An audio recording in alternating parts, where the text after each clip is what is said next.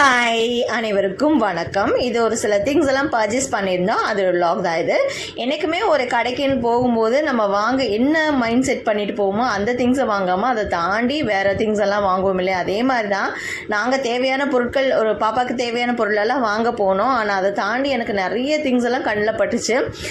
சரி, வாங்காட்டாலும் பரவாயில்ல, அந்த திங்ஸ் எல்லாம் ஒரு கிளான்ஸ் பண்ணி பார்த்துக்கலான்னு சொல்லிட்டு பார்த்துட்டு இருந்தேன். கிச்சனுக்கு தேவையான திங்ஸ் எல்லாமே இருந்துச்சு. சரி, ஒரு சில பொருட்கள் வாங்கியிருந்தேன். ஆனால் அதை தாண்டி ஒரு சில பொருட்களை ஒரு கிளான்ஸ் மட்டும், அதை விண்டோ ஷாப்பிங்னு சொல்கிறோம் இல்லையா, அந்த மாதிரி விண்டோ ஷாப்பிங் பண்ணியிருந்தேன். ஸோ ஒவ்வொரு பொருளும் பார்க்கவும் அவ்வளோ அழகாக இருந்துச்சு. ஒரு காலத்தில் நமக்கு தேவையான ட்ரெஸ்ஸஸ் எல்லாம் வாங்க தோணும். ஆனால் இப்போ என்னென்னா கிச்சனுக்கு தேவையான திங்ஸ் வாங்குறதுக்கு ரொம்ப இன்ட்ரெஸ்ட்டாக இருக்குது. அதாவது வீடை எப்படி டெக்கரேட் பண்ணலாம், என்ன பண்ணலாம், குட்டி குட்டி திங்ஸாக இருந்தாலும் ஒரு 10 ரூபா 20 ருபீஸ் திங்ஸ் இருந்தாலும் அதை வாங்கி வீட்டை எப்படி டெக்கரேட் பண்ணலாம், அந்த மைண்ட் செட்டே தான் இப்போல்லாம் எங்களுக்கு போயிட்டுருக்கு. ஸோ ஆஃப்டர் டெலிவரிக்கு அப்புறம் திங்ஸ் எல்லாம் வாங்க முடியாது இல்லையா? பாப்பாவுக்கு தேவையான திங்ஸ் எல்லாம், குட்டி பாப்பா வந்துட்டு அந்த குட்டி பாப்பாவுக்கு தேவையான திங்ஸ் எல்லாம் வாங்க முடியாது.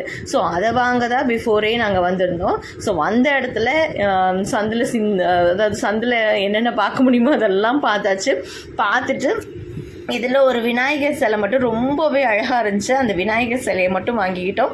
எங்கே போனாலுமே எனக்கு முன்னாடி கண்ணுக்கு படுறது விநாயகர் சிலைன்னு சொல்லலாம். அதை சும்மா எடுத்து பார்த்த உடனே வாங்க தோணும். டக்குன்னு வாங்கிட்டு வந்துட்டோம். இப்படி தான். அதுக்கு அடுத்தபடியாக என்ன செஞ்சோன்னா வீட்டுக்கு வந்து ரீச் ஆயாச்சு.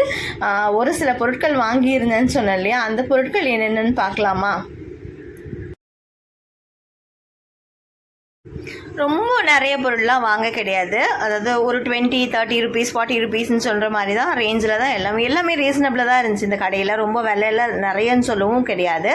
ஸோ பாப்பாவுக்கு தேவையான, குட்டி பாப்பாவுக்கு தேவையான திங்ஸ் என்னென்னா, புதுசாக பாப்பா வரும்போது அவங்களுக்கு பழைய பக்கெட்லலாம் வச்சு குளிப்பாட்ட வைக்க மாட்டோம் இல்லையா, அதுக்கு பக்கெட் வாங்க மட்டுமே போனோம். அவங்களுக்கு தேவையான பக்கெட்லாம் முதல்ல வாங்கியாச்சு. அவங்களுக்கு தேவையான திங்ஸ் எல்லாம் வாங்கிட்டு அதுக்கப்புறம் வீட்டில் எது இல்லையோ பார்த்தோம். கரண்டி எல்லாம் இல்லாமல் இருந்துச்சு.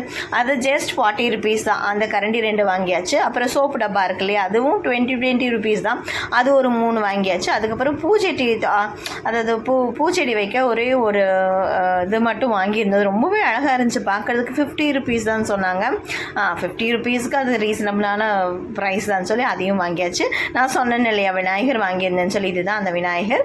அதுக்கப்புறமா அன்றைக்கி நைட்டு பாப்பாவோட பர்த்டே இருந்துச்சு. பாப்பாவோட பர்த்டே முடிச்சுட்டு அதுக்கப்புறமா நாங்கள் வந்து ஹாஸ்பிட்டல் போய் அட்மிட் ஆயாச்சு. ஏன்னா டெலிவரி டைம் நெருங்கிருச்சு இல்லையா. ஸோ ஹாஸ்பிட்டல் போய் அட்மிட் ஆயாச்சு. இனிமேல் ஒரு ஹாஸ்பிட்டலில் 2 days ஆகும்னு சொல்லியிருக்காங்க. அதுக்கப்புறம் 2 daysக்கு அப்புறம் டெலிவரி பண்ணிக்கலாம். அதாவது நார்மல் ட்ரை பண்ணலாம், இல்லைன்னா சி செக்ஷன் போகலான்னு சொல்லியிருக்காங்க. ஸோ என்ன ஆகுதுன்னு பார்க்கலாம். பரவாயில்ல.